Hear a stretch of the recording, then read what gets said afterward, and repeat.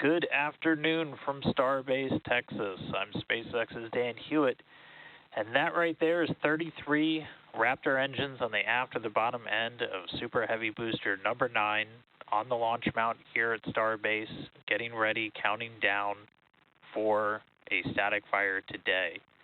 As of this moment, propellant is loaded on board the vehicle. We started that a little over an hour ago. As you can see, we only look about half of the vehicle fully frosty. As for a static fire, we do just about a full load of the liquid oxygen and only a partial load of the fuel, that liquid methane on board. That's all we need for a static fire test. As of this moment, we are in a hold at the T-minus 40-second mark. This is a planned hold. We're just going to hold here while we wait for the fuel temperatures to get to a desired range before we resume the countdown. Once we see everything in the right range, we'll get ready to start counting down. We'll get the clock up and it'll start rolling from T-minus 40 seconds. Again, this is the second time we've static fired with this booster.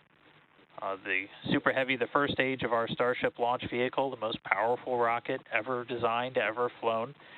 Not looking to lift off today, just looking to ignite those engines on the bottom. This is a critical test before you get ready to go fly. This is really your chance to put everything together.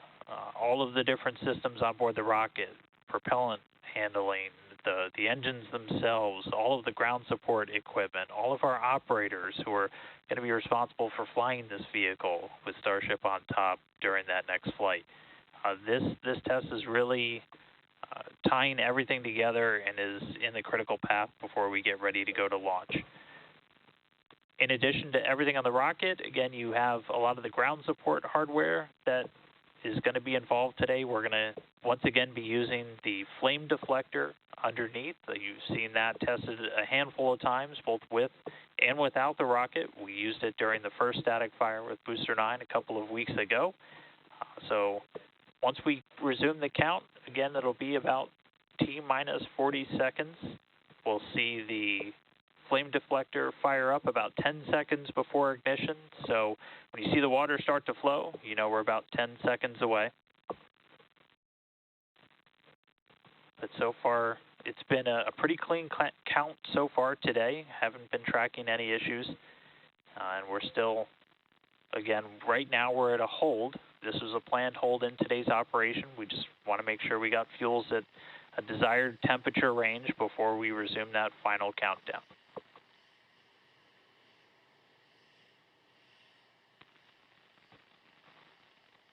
And so with static fire, we're looking to do what's called a flight-like startup. So this is us putting the hardware in essentially a flight-like environment, as close to what it's going to see on an actual launch day. And this really gives you an opportunity to see how all the hardware behaves when it's all interacting together.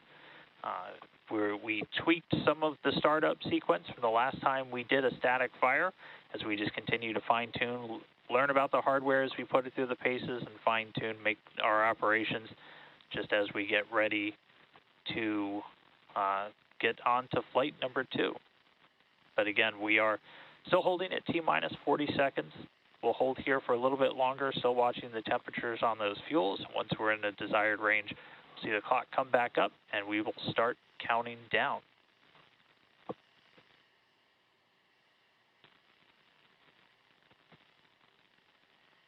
And again, you're going to see a lot of the different systems that will be there on flight day really working together. So we've got, obviously, everything on board the booster.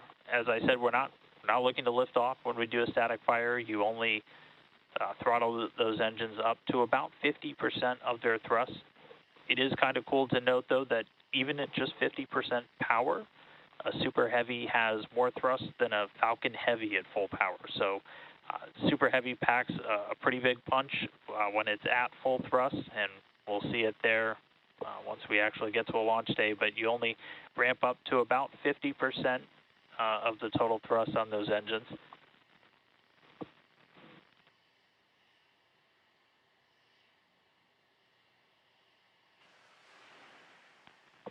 And hearing some good news, sounds like our clock has started to roll, so we are less than 40 seconds Clock is rolling, away T-minus 30 seconds. from static fire. T-minus 30 seconds and counting.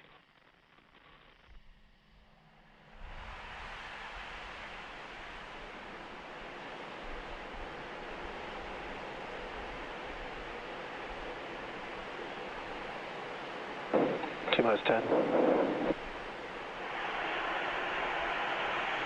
5, 4, 3, 2, 1. Ignition. Plus 1, 2. Full duration.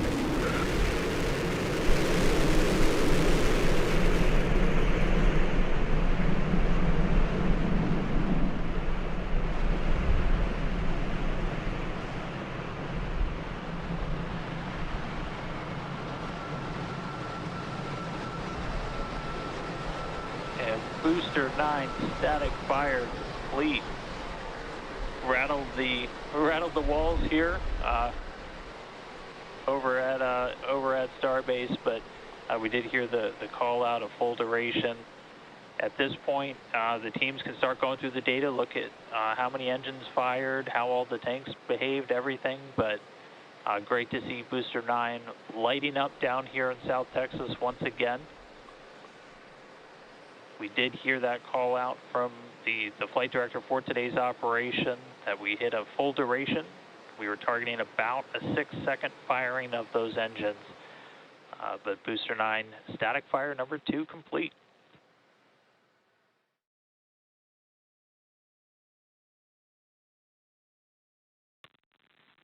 All right, well, as I said, now's the time when we can essentially start to safe the vehicle. We'll start to offload the prop, and then the teams can get right into looking at the data and see how that static fire went. We heard full duration. We'll share some additional information as it comes in. I know everybody is excited to hear how many engines lit. We'll get that data and share that a little bit later. But everything went off today. With that, we're going to go ahead and wrap up. Thanks for tuning in for some more development testing here with Starship.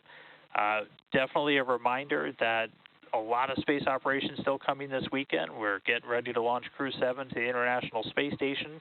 That coming in the early hours Eastern Time tomorrow. And then we'll have a Starlink launch, assuming that gets off the pad, a Starlink launch later on Saturday night. So be sure to stay tuned in to us on social, on the web for progress updates with everything down here at Starbase and Starship as we continue the march on to flight number 2. So thanks for tuning in real quick this afternoon. I'm SpaceX's Dan Hewitt, and we'll see you next time at the Gateway to Mars.